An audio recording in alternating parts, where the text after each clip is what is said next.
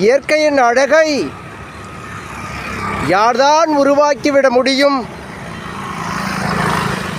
இயற்கைகள் எப்பொழுதும் நம் எதிர்பார்ப்பதை விடவும் எதிர்பார்த்து கொண்டிருப்பதை விடவும் மிக அழகான காட்சிகளை, வடிவத்தை, செல்லும் பாதையை, கண் கவரும் அழகிய தோற்றத்தை மாற்றி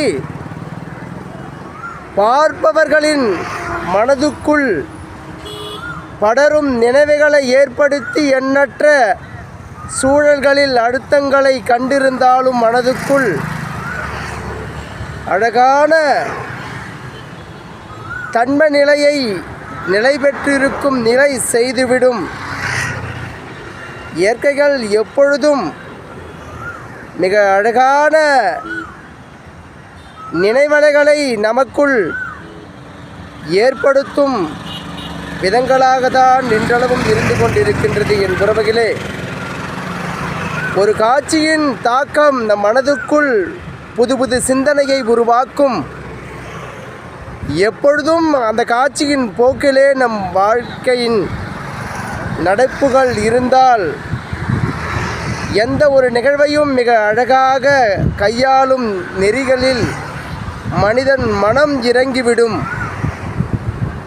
இந்த காட்சியால் உங்கள் மனதுக்குள் நிச்சயம் சிறு மாற்றங்கள் ஏற்படுத்திவிடும் என்பதற்காகத்தான் அழகு தமிழ் கவிதை கழகம் இதுபோல் காட்சிகளை அனுதினமும் ஒரு பதிவாக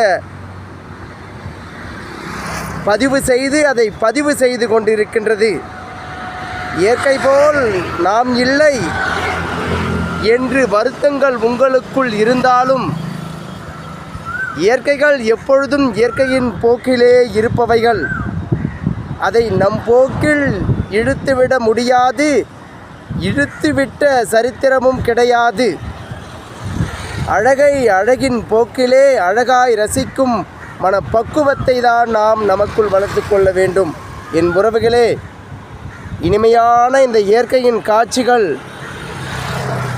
எப்பொழுதும் உங்கள் மனதுக்குள் மகிழ்வலையே ஏற்படுத்துபவைகளாக இருக்கும் என்றுதான் அழகு தமிழ் கவிதை கழகம் ஆசை கொள்கின்றது. என் உறவுகளே, சூழல்கள் எப்பொழுதும் சில மாற்றங்களை கண்டாலும் ஏற்றங்களை காணும் நீர்நிலைகள் எப்பொழுதும் மனிதர் வாழ்வதற்கான ஆதாரங்களாக இன்றளவும் இருந்து கொண்டுதான் இருக்கின்றது. என் உறவுகளே, வாழ்க்கை மிக